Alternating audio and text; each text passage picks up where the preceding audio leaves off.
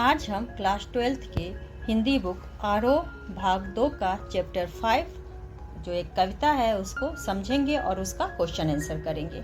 Chapter 5 सहर्ष स्वीकारा है।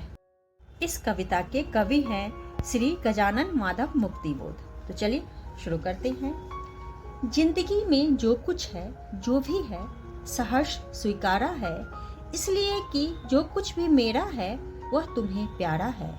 गर्वीली गरीबी या ये गंभीर अनुभव सब, यह विचार वैभव सब, दृढ़ता यह भीतर की सरिता यह अभिनव सब, मौलिक है इसीलिए कि पल पल में जो कुछ भी जागृत है और पलक है, संवेदन तुम्हारा है। चलिए इसको समझते हैं। प्रसंग है प्रस्तुत काव्यांश हमारी पाठ्य पुस्तक आरोह भाग 2 के काव्य खंड से संकलित सहर्ष स्वीकार है नामक कविता से अवतरित है। इसके कवि श्री गजानन माधव मुक्तिबोध हैं। प्रस्तुत काव्यांश में कवि ने अपनी इष्ट जो दिवंगत हो चुकी हैं को संबोधित करते हुए कहा है कि मैंने जीवन में प्रत्येक सुख दुख को सहर्ष स्वीकार किया है। अब इसकी व्याख्या है। मेरे जीवन का हर पहलू तुम्हें प्रिय है, अतः मैं दुख सुख की चिंता किए बिना सभी कुछ सहर्ष स्वीकार करना चाहता हूँ। मुझे अपने गौरवान्वित करने वाली निर्धनता दुख सुख में एक समान रखने का गंभीर अनुभव है। काव्य रचना करने, खोजी पत्रकारिता तथा समीक्षा के क्षेत्र में प्रयुक्त होने वाले विचार, इन सब पर मुझे इसलिए गर्व है क्योंकि ये सब तुम्हें प्यारे हैं। मेरे जीवन का दृढ़ होना, मेरे हृदय में नदी की भांति नित नए विचारों का प्रवाहित होना और इस मौलिकता का समस्त श्रेय तुम्ही को जाता है, क्योंकि तुम्हारी मौन परंतु जागृत संवेदना ही मुझे प्रेरित करती है। जाने क्या रिश्ता है, जाने क्या नाता है, जितना भी उड़ेलता हूँ भर भर फिर आता है। दिल में क्या झरना है, मीठे पानी का सोता है। भीतर वह, ऊपर तुम, मुस्काता चांद ज्यों धरती पर रात भर, मुझ पर त्यों तुम्हारा ही खिलता हुआ चेहरा है। तो प्रस्तुत काव्यांश में कवि ने उस अदृश्य सहारे का कलात्मक तरीके से वर्णन किया है। कुछ सीमा तक कवि स्वयं भी उस अदृश्य सहारे को जान नहीं पाया है। अब इसकी व्याख्या। मैं उस अनजाने रिश्ते को आज तक जान नहीं पाया हूँ, किंतु इतना अवश्य है कि उसके प्रति मेरे मन में अथाह प्रेम है। मेरे हृदय में प्रेम के अक्ष स्रोत का रूप ले लिया है, जो बहुत ज्यादा व्यक्त करने पर भी खत्म नहीं होता है। जिस तरह चंद्रमा रात भर अपनी मधुर शीतल चांदनी से पृथ्वी को तृप्त करता रहता है, उसी प्रकार तुम्हारा हंसमुख चेहरा मुझे लगातार प्रेम भाव से युक्त रखता है, अर्थात मेरे जीवन में तुम्हारा प्रेम भाव ही तृप्त करता है। सचमुच मुझे दंड दो कि भूलूं मैं तुम्हें भूल जाने की। दक्षिण ध्रुवी अंधकार अमावस्या शरीर पर चेहरे पर अंतर में पालू मैं, झेलू मैं उसी में नहालू मैं, इसलिए कि तुमसे ही परिवेष्टित आच्छादित रहने का रमणीय यह उजेला अब सहा नहीं जाता, नहीं सहा जाता है। ममता के बादल की मंडराती कोमलता भीतर पिराती है। कमजोर और अक्षम अब हो गई है आत्मा यह, छटपटाती छाती को भवितव्यता डराती है। वहलाती रहलाती आत्मीयता बर्दाश्त नहीं होती है। प्रस्तुत काव्यांश में कवि ने उस अदृश्य सहारे से वियोग की कामना प्रकट की है। उसके अनुरूप प्रिय को भुला पाना भी प्रकृति का एक हिस्सा है। व्याख्या है इसका। इष्ट के प्रति स्मृति और विस्मृति का भाव होना स्वाभाविक ही है, अतः मैं अपने ही इष्ट को भुला देना चाहता हूँ। यही नहीं, मैं चाहता हूँ कि जिस प्रकार दक्षिण ध्रुव पर हमेशा अंधकार और अमावस्या की हालत बनी रहती है, वैसा ही अंधकार मैं तुम्हारी विस्मृति पर हृदय में अनुभव करूँ। कवि को अपनी इष्ट की स्मृति चंद्रमा की शीतलता की भांति अनुभव होती है।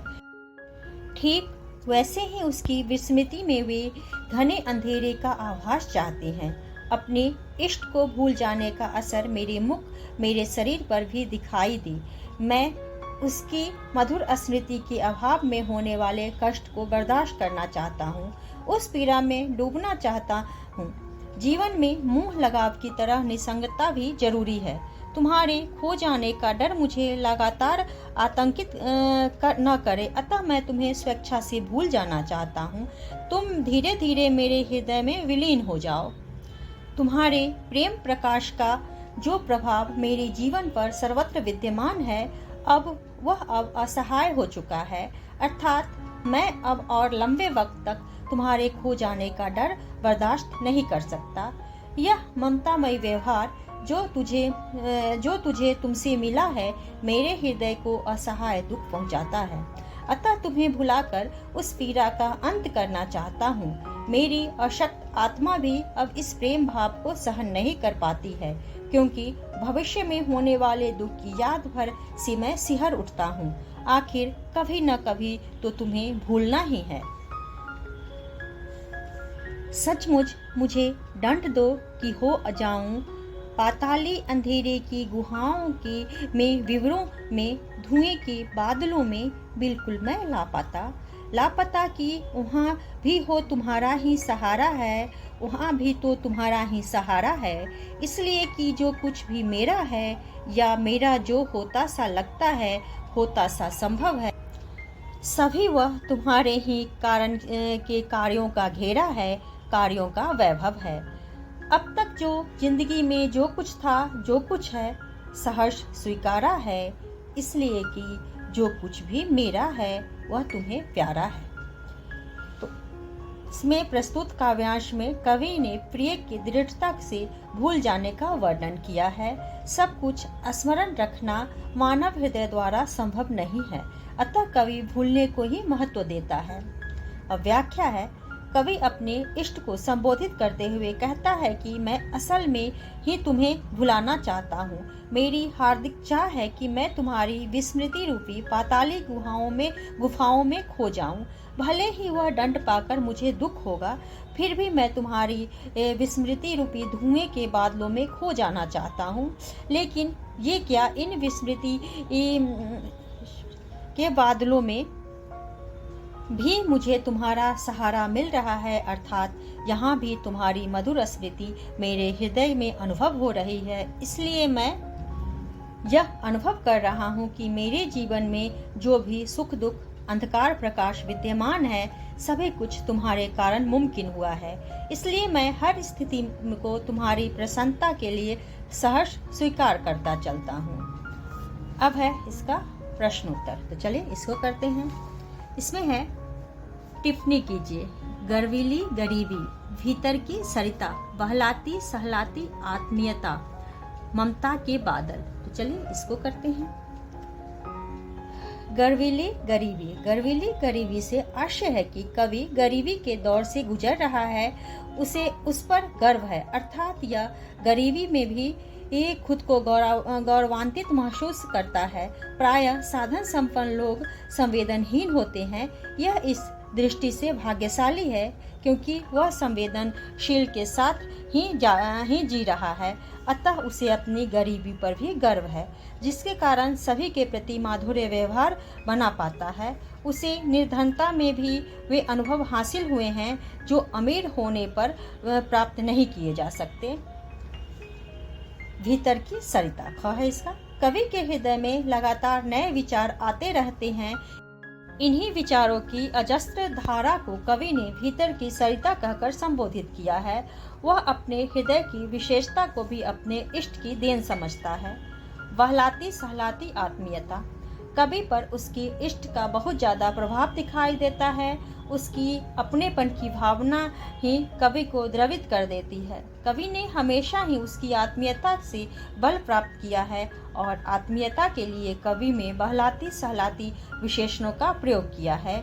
जीवन के प्रत्येक मोड़ पर उसके इष्ट का अपनापन उसे सहारा देता, उसके दुख संतप्त जीवन में प्रसन्नता भरता है।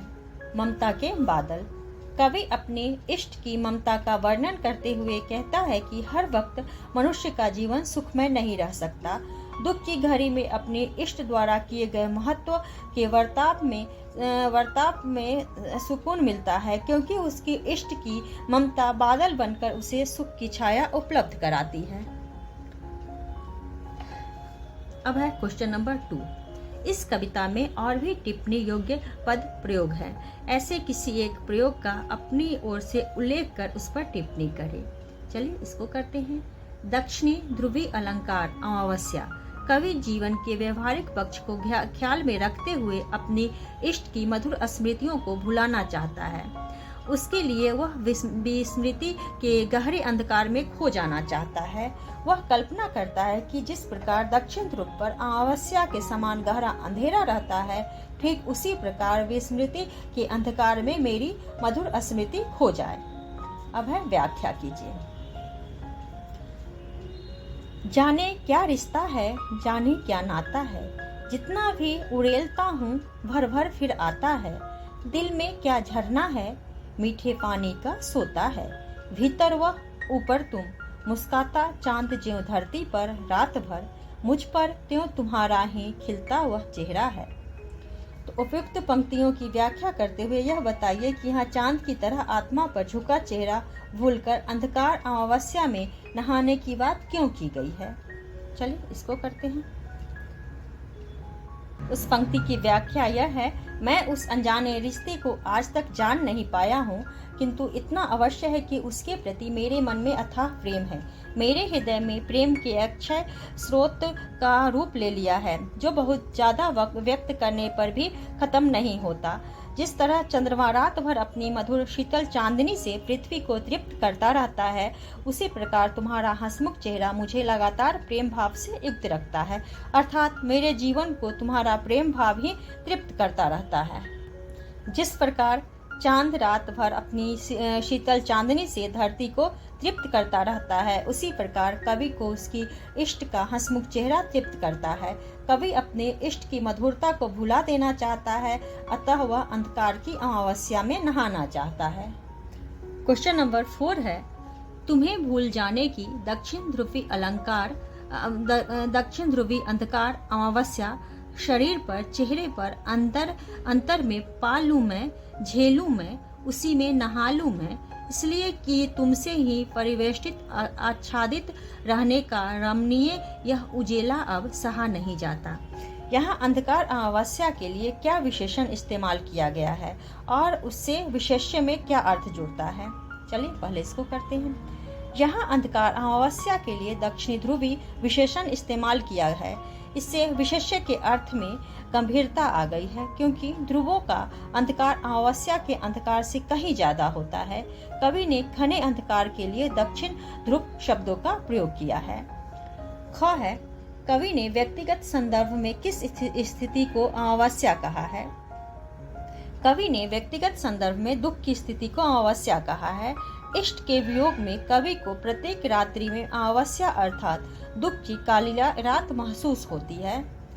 ग है, इस स्थिति के से ठीक विपरीत ठहरने वाली कौन सी स्थिति कविता में व्यक्त हुई है। इस वैपरीत्य को व्यक्त करने वाले शब्द का व्याख्या पूर्व उल्लेख करें। चलिए इसको करते हैं। इस दशा से एकदम विपरीत ठहरने वाली दशा कविता में तब व्यक्त होती है जब पाताली अंधेरे में भी अपनी इष्ट का सहारा पाता है। इसका अर्थ यह है कि कवि भले ही अपने इष्ट की मधुर स्मृति को विस्मृत करने का प्रयत्न करे तो भी कामयाब नहीं हो पाता और अंततः अपने सभी दुखों सुखों का श्रेय अपने इष्ट को देता है।